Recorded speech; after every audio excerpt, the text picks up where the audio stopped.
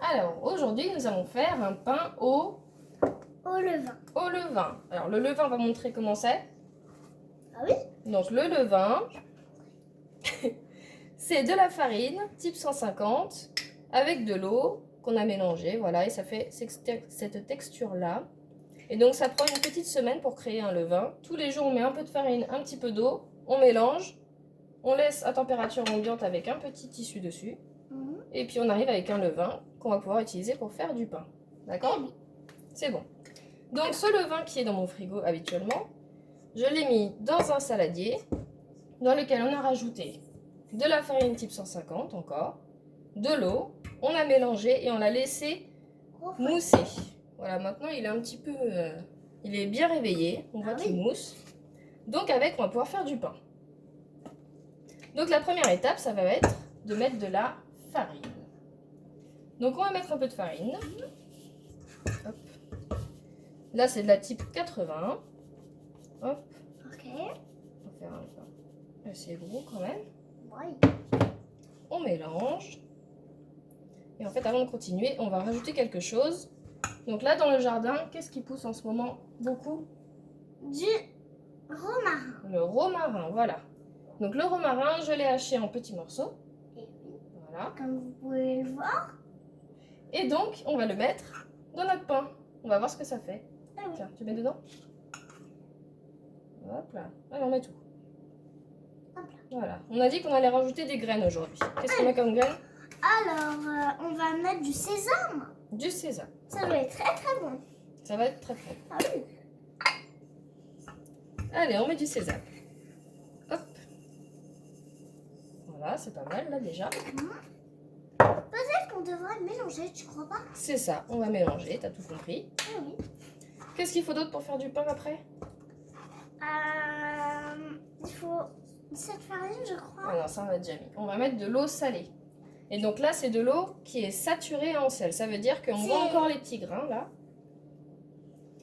On a bien mélangé et donc on va utiliser cette eau pour pas que ce soit trop salé, mais que ce soit quand même salé. Donc Et on va dans mettre... l'eau, on a mis du gros sel. C'est ça, on a mis du gros sel qui est là. Je vais montrer. Alors, le gros sel, en fait, c'est du sel, Montre la chaîne. sauf que il est gros. Voilà, c'est ça. Du gros sel non raffiné, du bon sel. Voilà. Et bien sûr, il ne faut pas mélanger les cuillères. Celle-là est fait exprès. Oui. Donc là, on mélange bien. Donc, il ne faut surtout pas mettre une autre cuillère. Bien entendu. Oui, oui, c'est ça. On mélange bien jusqu'à ce qu'on obtienne un pâton. Donc, on veille à ce qu'il n'y ait plus de farine sèche avant de mettre sur le plan de travail. Donc là, je continue de mélanger. Faut pas que ce soit liquide non plus, Bah oui. mais qu'on puisse bien malaxer après la pâte. Parce que si c'est liquide, bah, ce ne sera pas un pain. Ouais, et puis on va avoir du mal à le pétrir après. Eh oui. Parce que ça peut pas se pétrir un truc liquide. Hein. Voilà. Alors Voilà. forcément, on va être bloqué. Hop. Ensuite, Alors la recette que je vous montre, c'est une recette de la personne qui m'a appris à faire du pain au levain et qui s'appelle Stéphane Rousselin.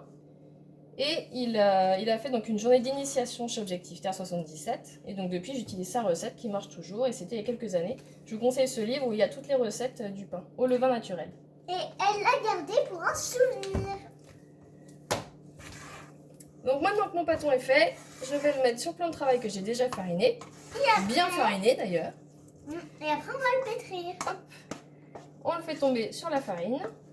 Et maintenant, Et va le maintenant, pétrir. c'est Serge, l'apprenti boulanger, qui va vous montrer le pétrissage. On va pétrir. Et oui. Hop là.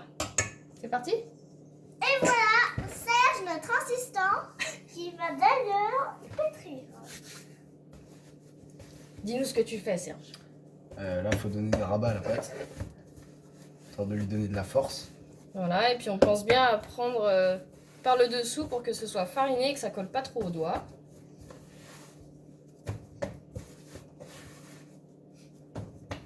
Donc on n'hésite pas, et en fait pour l'instant c'est pas prêt, on saura que c'est prêt quand la pâte sera bien élastique. Il faut avoir un réseau gluténeux. Tout à Après, fait. ça va être délicieux. Ça va être délicieux, bah oui.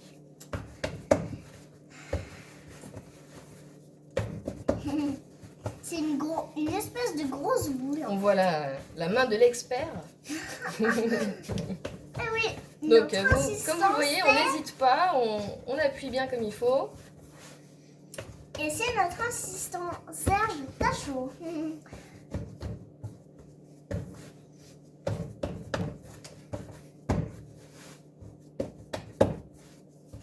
Comment ça avoir de la force, hein.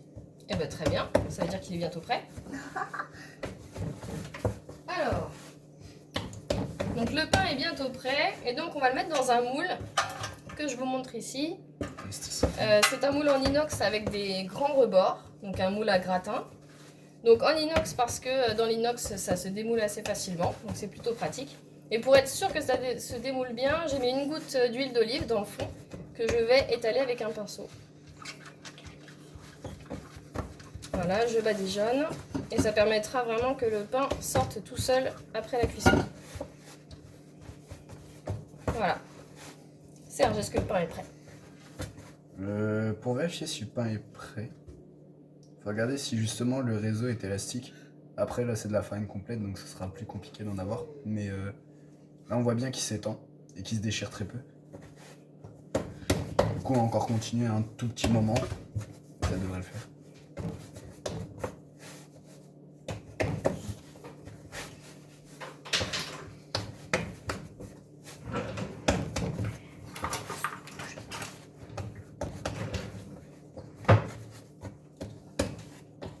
On y va? Je- Allez, on le met dedans, dans le moule. Peut-être du coup le façonner entièrement. Alors le pain au levain, de toute façon, il a tendance à pas vraiment bien se tenir. C'est pour ça qu'on a un moule à rebord. Hop, on le place. Je te laisse faire le grignage avec un couteau. Puisque dans une maison classique, on n'a pas de lame exprès. Je fais quoi la vache saucisson? Comme tu veux. On dirait une vraie saucisse. Donc on fait des incisions sur le pain. Une saucisse Et puis on géante. n'hésite pas à ce que ça se croise. Donc ça c'est pour éviter qu'il y ait de la croûte qui gonfle ou que ça explose un petit peu. Voilà. Donc on a un beau pain maintenant. Et donc ce pain là, il est prêt. Maintenant on va plus y toucher. C'est-à-dire qu'on va le mettre dans le four. On va le laisser reposer au moins 7 heures pour qu'il lève. Donc le pain au levain c'est assez long. Donc c'est au moins 7 heures. Nous on le met plutôt 8 ou 9 heures. Et ensuite le four se met en route. Et demain matin, on aura un pain tout chaud et tout beau. Tu prends le téléphone, tu montes le four. Non. Ah, tu veux mettre dedans? Vas-y. Tu tiens bien? C'est bon? Alors, dans le four, vas-y. On va mettre le pain.